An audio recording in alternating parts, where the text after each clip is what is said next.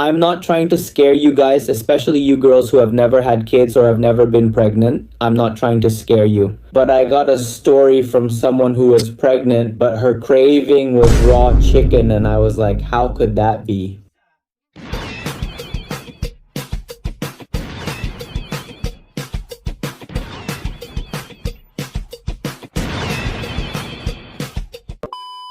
Hello everyone, welcome back to Reading Your Confessions with a new, as usual, here it's me and also Gushi. The two of us will be reading confessions from netizens, which means confessions from you guys. From the weirdest, the dumbest, the scariest, the most disgusting, or whatever it is, all anonymously. And of course, for those of you who want us to share your stories or weird experiences, the link is in the video description or in my Instagram bio. That works too. If you haven't joined my WhatsApp channel yet, use the link in the description. I'll share personal stories there that I haven't posted on Instagram, TikTok, or YouTube. I'll also notify you if, for example, I upload a new video when I'm live and so on, okay?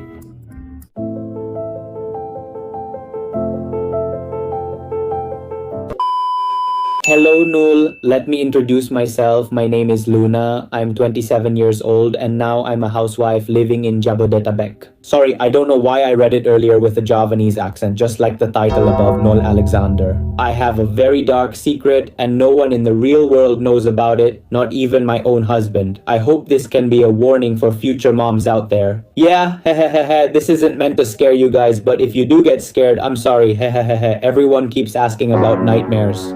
This odd addiction began when I was pregnant with my first child, Nul. I'm not sure why, but my cravings during pregnancy were really strange, Nul. Every time I was washing raw chicken in the sink, I suddenly realized the smell of raw chicken fat seemed really good and tempting. Because of my curiosity that I couldn't hold back because of the pregnancy hormones, so I ended up tasting a little bit of that raw chicken and it was like yum. At first, and I swear it tasted really good on my tongue, Nul, and to make it even more savory, I had to sprinkle a little seasoning and pepper on it. And that's where it all started, how I got trapped in this addiction. And what drove me even crazier was the savory, fishy sensation that melted in my mouth when I chewed it, Nul.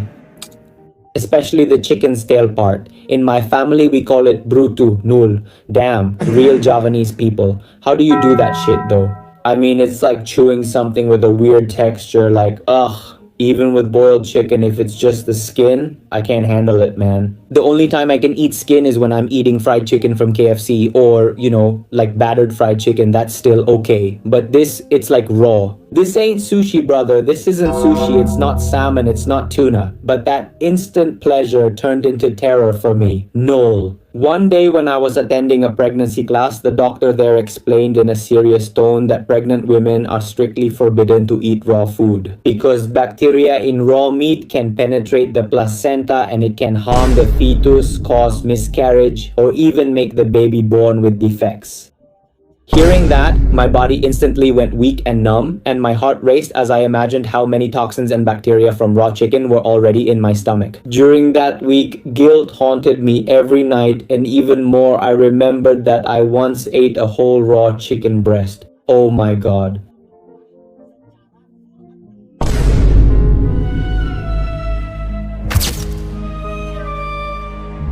And this is where the most torturous drama in my life began, Nul. On one hand, my craving for raw chicken was getting more aggressive and attacking my mind. Nul. I really felt like an addict who needed a fix. But on the other hand, my fear for my little baby was much greater. And if you think just don't eat chicken, then I can't, Nul. My boyfriend really loves chicken and I've already limited it to just twice a week. And of course, I don't dare tell my boyfriend, Nul. Every time I have to cook chicken for my husband, it really stresses me out. No, I cried. No, I was so frustrated inside. I screamed. I really wanted to bite that chicken, but I had to hold myself back with all my strength, Null. I often grip the edge of the sink like that until my nails, turn white from the pressure. Null. I closed my eyes while my tears were flowing and I kept repeating a prayer like, don't eat it, don't eat it. This is for our child. Please, hold on, I can't be selfish. Huhoy Sui? Who even are we right now? You have a double personality, huh? Holding back extreme cravings when the thing is right in front of our eyes? That's the cruelest inner torture I've ever felt. And all the moms out there can definitely relate, right, moms? Because those cravings get more and more unreasonable every day, I finally started doing weird and reckless things to trick my own mind so I wouldn't give in and end up slipping. The first method I tried was inhaling the aroma as deeply as possible. So here's how I did it. When I was washing the meat, I would take the thickest piece of fat, then bring it close to my nose until it touched, and then I'd inhale the aroma deeply with my eyes closed. After that, I quickly chewed some tissue and then I swallowed it right away. Respect, but that's wild, man. It made me picture eating chicken fat even though I was only smelling the water. After enjoying the scent, my chest felt tight. I chewed that tissue, then I swallowed it. After that, I quickly threw the chicken into the hot pan while crying because I felt so tortured. The second one is called the dry masako trick, man.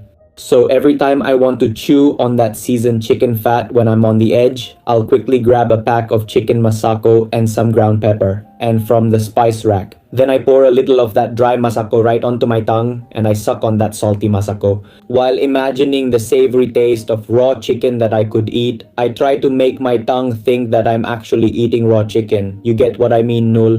But to be honest, the taste is still different because there's no chewy and fishy sensation like the raw meat I usually chew. Null. And yeah, I was so scared I'd slip up. When I was alone in the kitchen, I once wore a mask, a 3-layer cloth that I had dripped a lot of eucalyptus oil on. While cutting the chicken, I did that on purpose to completely mask the fishy smell with eucalyptus oil's strong scent, so my brain wouldn't get stimulated to crave it. Sometimes I cooked while crying. I coughed because of the smell of eucalyptus oil, really hard coughs, you know. No like, oho obeha kong bisasa, sorry. Basically, it was really bad. Sometimes my hands would start shaking and I had to fight extreme cravings by torturing myself like that. Those 6 months were the hardest phase of my life. No, I was really suffering, frustrated, and super stressed. Long story short, miracles are real, Null. Thank God my child was born safely, healthy, and perfectly fine.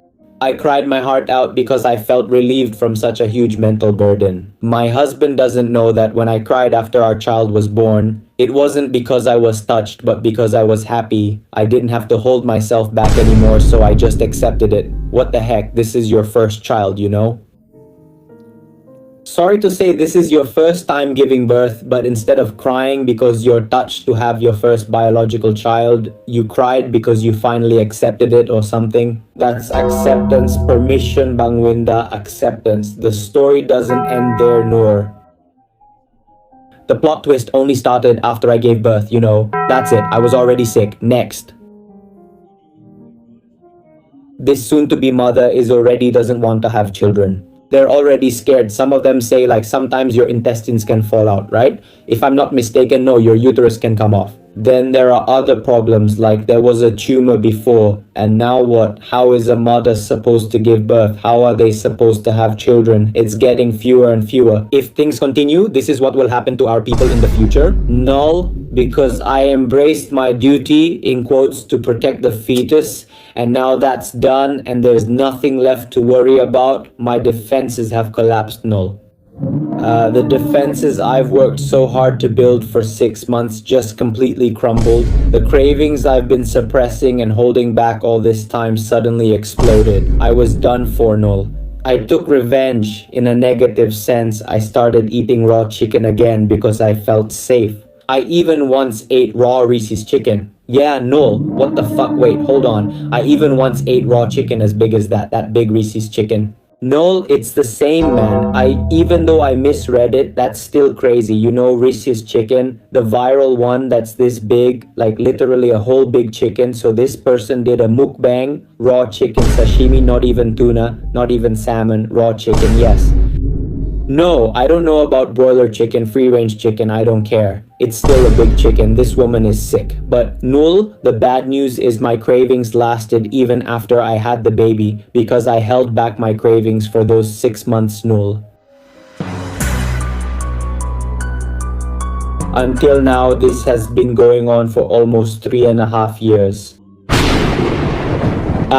Every time I wash the chicken, I purposely separate the fat and some other parts, then quietly hide them in the deepest part of the freezer. So my husband Nool doesn't get suspicious. I wait until he's left for work and I'm alone at home. Then I take it out, season it with a bit of masako and snack on it while watching TV like it was sitato. Like eating macaroni snacks. Fried tapioca snack? Geblek.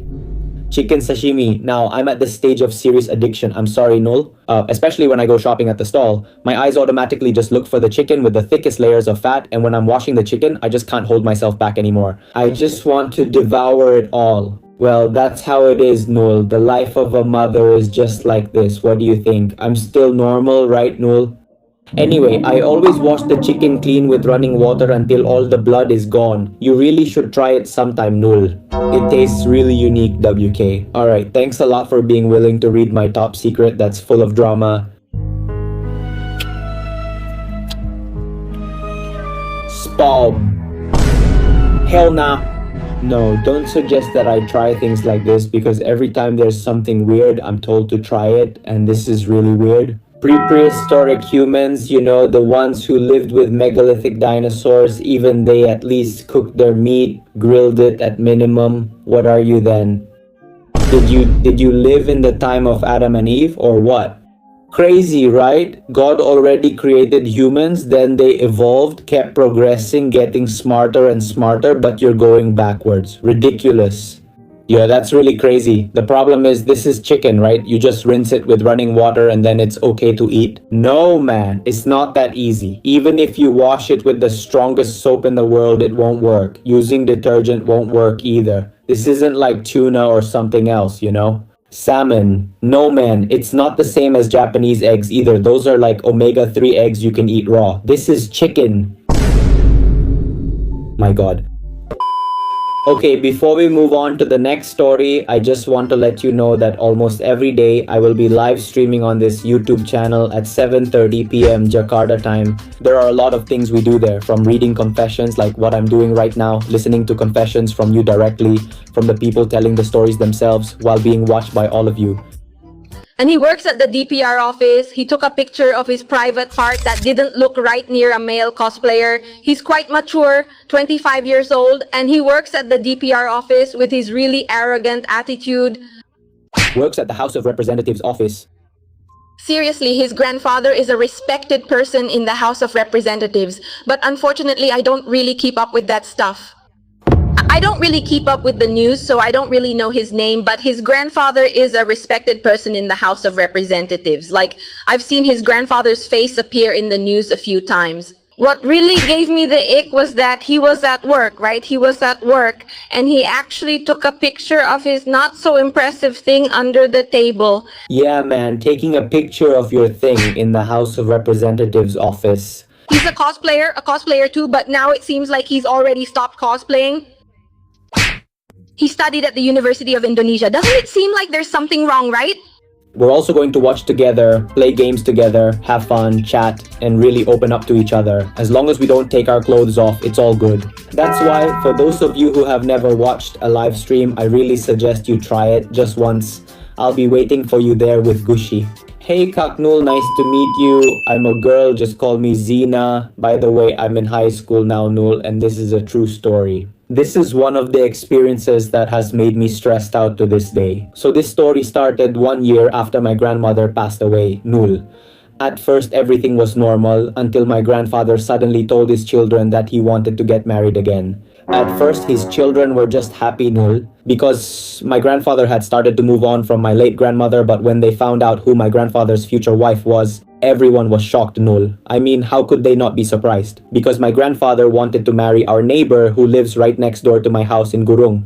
By the way, my house is a big family house, Nul, so it's spacious and we all live together. That woman was around the same age as my grandfather, Nul. She also has children and grandchildren. But the problem is the neighbors near my house were being sneaky and catty toward her, Nul. And long story short, my grandfather and that woman got married in 2009, followed by my parents who got married a year later, in January 2010. That same year, my parents' first child was born, Nul, and that was me. And this year, my father was at the peak of his career at his workplace, where he got a promotion, and of course, his salary also increased. On top of that, my mother also worked in an office. So you could say that at that time, our family's economic status was more than sufficient. While my father and mother were working, I, who was still a baby at that time, was left every day with my step grandmother Nul. And one day, after my parents had already left for work, then my aunt came to my grandfather's house because she was on leave Nul. And there my aunt was extremely shocked because from her point of view, when she opened the door, she heard me crying loudly, and my aunt saw me being carried by my step grandmother's child, and there my aunt saw me being hit. He was using a mic that was still connected to a big speaker. Nul, my step grandmother's son. Crazy. Without thinking twice, my aunt immediately took me from that monkey guy's arms and called my mom, Nul. And that's when my mom came home right away, followed by my dad, and a huge argument broke out. Null, said that guy. At that time, he was already about 17 years old. He hit me because he was annoyed that I kept crying, and he said it was because my step-grandmother told him to. And at that time, my grandfather was at work too, Null. When my grandfather came home from work, my parents and my aunt told him what happened. And without thinking twice, my grandfather, he just wanted to divorce my grandmother, Null. And sure enough, a week later, they really did get divorced. Okay, now let's move on to the second part, and this story is still related. Around 2017, my dad bought a new motorcycle, Null, and the motorcycle was pretty good for that time.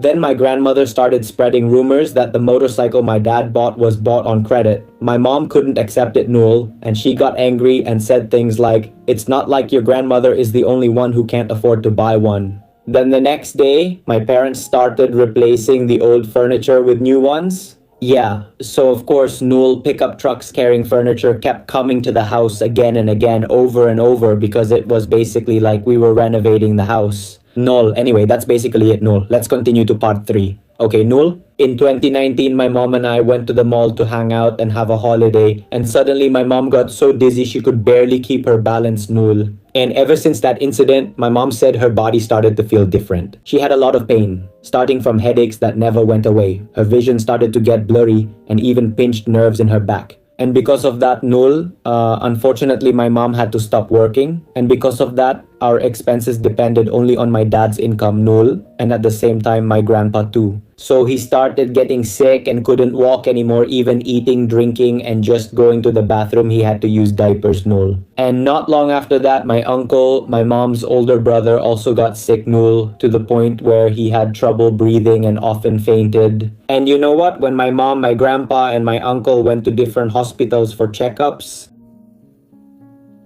the results showed that they didn't have any illnesses, they were completely healthy. This is weird as hell, Nul, but the diagnosis was just fatigue. And that's when my family started to get frustrated, Nul, because it was my mom, my grandpa, and my uncle. It wasn't just one hospital they checked, but 4, even 6 hospitals, and there was no serious diagnosis, they said. But to me, they were already in bad shape, Nul, just too exhausted. Then my uncle had the idea to go to a religious healer who could see the unseen, Nul. And sure enough, apparently he was right. My mom, my grandpa, and my aunt had been cursed by someone, but here the religious healer couldn't confirm who did it, Nul.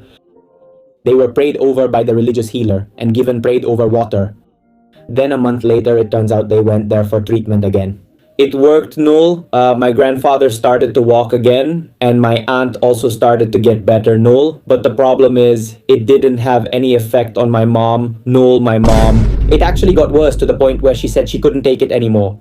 Her body got really thin, and she often had nosebleeds and started rambling about all sorts of things, like a crazy person, Nul. Back in elementary school, I was already frustrated and afraid of losing my mom, Nul. Our family had already taken my mom to see a religious healer. The healer even went out of town twice, but it didn't help at all, Nul. My mom just got worse. My dad's new motorcycle, gold, and other valuables were all gone. Everything just to pay for treatment, and my dad even got laid off because of COVID-19 too, Nul. Null. At that point, we had given up, and then my uncle came with a big smile, saying he knew someone who was really good at handling things like this right then. My mom had to stay at that treatment place for a week. The place was pretty big, and there were a lot of people getting treated there. Then they said, Every night there, they were told to do dikar Noel, and what my mom felt, she said. Every time she did dikar, something came out of her body, Noel, and it made her feel relieved. After a few days, it really worked, Noel. The treatment was really effective. My mom started getting healthier. Her body wasn't too skinny anymore, but she was still a little dizzy. And you know what, Noel? The person who treated my mom said something. Who did all of this? Yes, maybe your guess is right. Let's go back to the beginning. That damn stupid old lady is the culprit, Noel. She's such a jerk. She's the one who brought my family to rock bottom just because she was jealous of my family, thank God, being well off. Now, Noel, that old hag has died, and a day after that damn old lady died, she came to my mom in a really scary form, or so they say.